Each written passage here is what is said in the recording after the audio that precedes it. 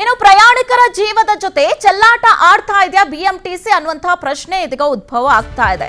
ಯಾಕಂತಂದ್ರೆ ಹಳೆ ಬಸ್ಗಳೇ ಇಲಾಖೆಗೆ ಇದೀಗ ಭಾರವಾಗ್ತಾ ಇದೆಯಾ ಅನ್ನುವಂಥದ್ದು. ಭೈರತಿ ಸುರೇಶ್ ಅವರಿಗೆ ಇದೆಲ್ಲ ಸಮಸ್ಯೆಗಳು ಕಾಣಿಸ್ತಾನೆ ಇಲ್ವಾ ಅನ್ನುವಂಥ ಪ್ರಶ್ನೆ ಇದೀಗ ಎಲ್ಲರೂ ಕೇಳ್ತಾ ಇದ್ದಾರೆ. ಗುಜರಿಗೆ ಹಾಕಬೇಕಾದಂತಹ ಬಸ್ಗಳೆಲ್ಲವೂ ಕೂಡ ರಸ್ತೆಯಲ್ಲಿ ಸಂಚಾರವನ್ನ ನಡೆಸ್ತಾ ಇದೆ. ಸಾರಿಗೆ ಇಲಾಖೆಯಲ್ಲಿ ನಿರ್ವಹಣೆಗೆ ಹಣದ ಕೊರತೆ ಏನಾದ್ರೂ ಉಂಟಾಗಿದ್ಯಾ ಹಾಗಿದ್ರೆ ಅನ್ನುವಂತಹ ಅನುಮಾನ ಕೂಡ ಇದೀಗ ಮೂಡ್ತಾ ಇದೆ. ಕೋಟಿ ಕೋಟಿ ಆದಾಯದ ನಡುವೆ ಇದೀಗ ಬಸ್ಗಳ ನಿರ್ವಹಣೆ ಯಾಕೆ ಮಾಡ್ತಾ ಇಲ್ಲ? ದುರಸ್ತಿಯಾಗಿ ಗುಜರಿಗೆ ಹೋಗ್ಬೇಕಾದಂತ ಬಸ್ಗಳೆಲ್ಲವೂ ಕೂಡ ಪ್ರಯಾಣಿಕರನ್ನ ಹೊತ್ತು ಇದೀಗ ರಸ್ತೆಯಲ್ಲಿ ಕೆಲಸವನ್ನ ಮಾಡ್ತಾ ಇದೆ. ಜೊತೆಗೆ ವಸಂತನಗರದಲ್ಲಿ ಇವತ್ತು ನಡು ರಸ್ತೆಯಲ್ಲೇ ಬಿಎಂಟಿಸಿ ಬಸ್ ಕೈ ಕೊಟ್ಟಿದೆ.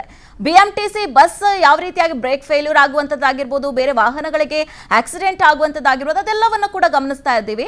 ಇವತ್ತು ಕೂಡ ವಸಂತನಗರದಲ್ಲಿ ನಡು ರಸ್ತೆಯಲ್ಲೇ ಬಸ್ ಕೈ ಕೊಟ್ಟು ಸ್ಟಾಪ್ ಆಗಿರುವಂಥದ್ದನ್ನು ನಾವು ಗಮನಿಸ್ತಾ ಇದ್ದೀವಿ.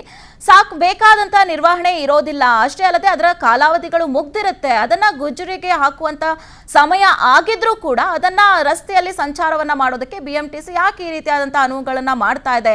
ಸಾರಿಗೆ ಸಚಿವರು ಇದಕ್ಕೆ ಯಾಕೆ ಈ ರೀತಿಯಾದಂತಹ ಪರ್ಮಿಷನ್ ಅನ್ನ ಕೊಡ್ತಾ ಇದ್ದಾರೆ? ಇದು ಯಾವ ಅವ್ಯವಸ್ಥೆನೂ ಸಾರಿಗೆ ಸಚಿವರಿಗೆ ಕಾಣಿಸ್ತಾ ಇಲ್ಲ ಅನ್ನುವಂತಹ ಪ್ರಶ್ನೆಯನ್ನ ಇದೀಗ ಸಾರ್ವಜನಿಕರೇ ಕೇಳ್ತಾ ಇದ್ದಾರೆ. ಬ್ರೇಕ್ ಡೌನ್ ಆಗಿ ರಸ್ತೆ ಮಧ್ಯೆಯೇ ಇವತ್ತು ವಸಂತನಗರದಲ್ಲಿ ಬಸ್ ಕೆಟ್ಟು ನಿಂತಿರುವಂತದ್ದು, ಹಾಗೆ ಟ್ರಾಫಿಕ್ ಜಾಮ್ ಕೂಡ ಉಂಟಾಗಿತ್ತು.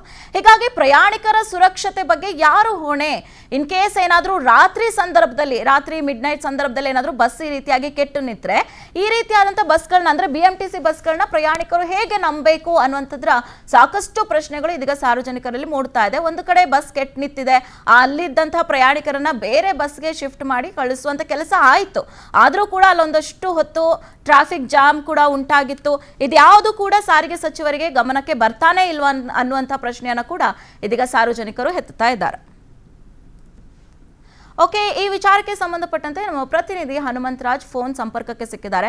ಹನುಮಂತರಾಜು, ನಾವು ನೋಡ್ತಾನೆ ಇದ್ದೀವಿ ಬಿಎಂಟಿಸಿ ಬಸ್ಗಳ ಎಡವಟ್ಟುಗಳು ದಿನಕ್ಕೊಂದರಂತೆ ಬರ್ತಾನೆ ಇದೆ. ಇವತ್ತು ಕೂಡ ವಸಂತನಗರದಲ್ಲಿ ಬಸ್ ಕೆಟ್ಟು ನಿಂತಿರುವಂಥದ್ದು, ಇದು ಯಾವುದಕ್ಕೂ ಕೂಡ ಸಾರಿಗೆ ಸಚಿವರ ಗಮನಕ್ಕೆ ಬರ್ತಾ ಇಲ್ವಾ? ಈ ಅವ್ಯವಸ್ಥೆಗೆ ಯಾಕೆ ಈ ರೀತಿಯಾದಂಥ ಮನ್ನಣೆ ಸಿಗ್ತಾ ಇದೆ ಅಂತ?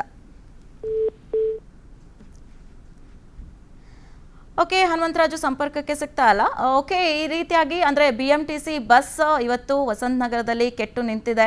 ಸಡನ್ ಆಗಿ ಬ್ರೇಕ್ ಫೇಲ್ಯೂರ್ ಆಗಿ ಅಂದರೆ ಬ್ರೇಕ್ ಡೌನ್ ಆಗಿ ಬಸ್ ನಿಂತಿರುವಂಥದ್ದನ್ನು ನಾವು ಗಮನಿಸ್ತಾ ಇದ್ದೀವಿ. ಆ ಬಸ್ಸಲ್ಲಿ ಸಾಕಷ್ಟು ಜನ ಪ್ರಯಾಣಿಕರು ಪ್ರಯಾಣವನ್ನು ಮಾಡ್ತಾ ಇರ್ತಾರೆ, ಬೆಳಿಗ್ಗೆ ಕೂಡ ಹೌದು. ಸೊ ಈ ರೀತಿಯಾಗಿ ಪ್ರಯಾಣ ಮಾಡ್ತಿದ್ದಂಥ ಸಂದರ್ಭದಲ್ಲಿ ಬಸ್ ಕೆಟ್ಟು ನಿಂತಿರುವಂಥದ್ದು. ಪುಣ್ಯಕ್ಕೆ ಬೇರೆ ಬಸ್ ಬರ್ತಾ ಇತ್ತು, ಅದರಲ್ಲಿ ಈ ಬಸ್ಸಲ್ಲಿ ಪ್ರಯಾಣಿಸ್ತಾ ಇದ್ದಂತಹ ಪ್ರಯಾಣಿಕರನ್ನು ಆ ಬಸ್ಗೆ ಶಿಫ್ಟ್ ಮಾಡಿ ಕಳಿಸುವಂಥ ಕೆಲಸ ಕೂಡ ಆಯಿತು. ಆದರೆ ಬಸ್ ಕಾಲ ಕೆಟ್ಟು ನಿಂತಿದ್ರಿಂದ ಅಲ್ಲೇ ಒಂದಷ್ಟು ಹೊತ್ತು ಟ್ರಾಫಿಕ್ ಜಾಮ್ ಕೂಡ ಉಂಟಾಗಿತ್ತು.